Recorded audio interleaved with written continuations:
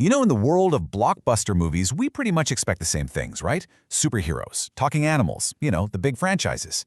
But what happens when a shepherd boy with a slingshot just walks onto the scene and completely flips the script at the box office?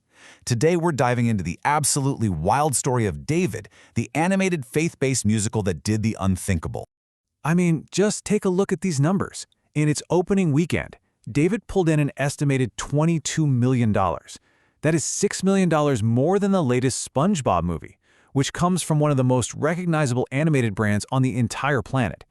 This wasn't just a close race, it was a total knockout. So the big question is, how? How did an independent, crowd-funded film based on the Book of Samuel manage to outperform a Hollywood juggernaut? Well, the answer tells us a whole lot about where movies and audiences are at today. First, let's just really get a handle on the scale of this thing. This wasn't just a little surprise. It was a genuine, record-setting event that caught pretty much every industry analyst completely off guard. That $22 million figure for a domestic opening weekend, it wasn't just good, it absolutely shattered all expectations. It landed David in the #2 spot at the box office, right behind the new Avatar movie. I mean, come on. And this was no fluke. It was the distributor Angel Studios' most successful 3-day opening ever. It even beat out their monster hit, Sound of Freedom. It's now officially the highest-grossing opening for a faith-based animated film in history. And maybe the most important part for its long-term success, audiences absolutely loved it, giving it that amazing A CinemaScore. Okay, so it made a ton of money. That's clear. But the bigger question for a lot of people is the movie actually, good? And this is where the story gets really interesting, because it feels like critics and audiences were watching two completely different films. The central conflict in almost every single review is this battle between its incredible visuals and what some are calling pretty standard storytelling. The movie looks absolutely gorgeous, no one denies that, but how people feel about its story is, well, it's deeply divided. So on one side, you have universal praise for the animation. Variety called it a spectacular showcase for its technical skill. Crosswalk.com said the animation was stunning. But then that same Variety review also called the main characters stubbornly dull and said the movie was indifferently paced. It's getting praise for being beautiful, but criticized for maybe lacking a soul.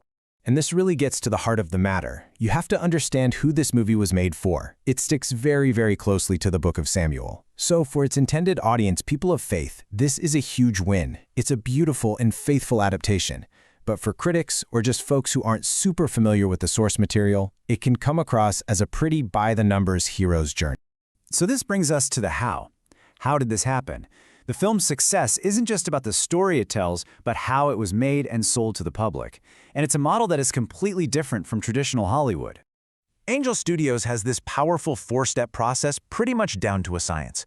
First, they crowdfund their movies. This doesn't just raise money, it builds an invested community from day one. Second, they activate their Angel Guild, which is basically a group of members who get to greenlight and champion the projects they believe in. Third, they use super targeted grassroots marketing to get that built-in audience fired up and into theaters. And the result? You get these surprise blockbusters that seem to come out of absolutely nowhere. So we've got a massive financial success and a totally unique business model. What does the popularity of David really signal about our broader culture? This is where the story moves beyond just box office stats and into something much bigger. There are a few competing ideas floating around. The simplest one is that there's just this huge underserved audience of families out there searching for what Angel Studios calls values-driven films. Then you have the more politically charged take, which you see on some sites, framing this as part of a holy awakening, a kind of cultural rebellion against mainstream Hollywood. But there's also a lot of skepticism. Online forums are filled with people claiming the hype is astroturfing, fake grassroots support. And some have even claimed that major studios actively tried to limit the number of screens the film could get. So, where does all this leave us? When you put all of these pieces together, the shocking success, the split reviews, the revolutionary business model, and the big cultural debate, a pretty clear picture of the future starts to emerge. Here's the bottom line.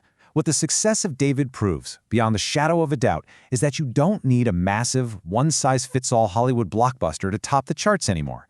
A passionate, dedicated, and mobilized niche audience can now fund, promote, and lift its own content to the very top. It's a direct-to-consumer model for making blockbuster movies. And that leaves us with a final, really provocative question. For decades, the Hollywood studio system has been the gatekeeper for what we all get to watch. But if a community can completely bypass that system to create something as successful as David, what does that mean for the future of movies? It's a question the entire industry is asking itself right now.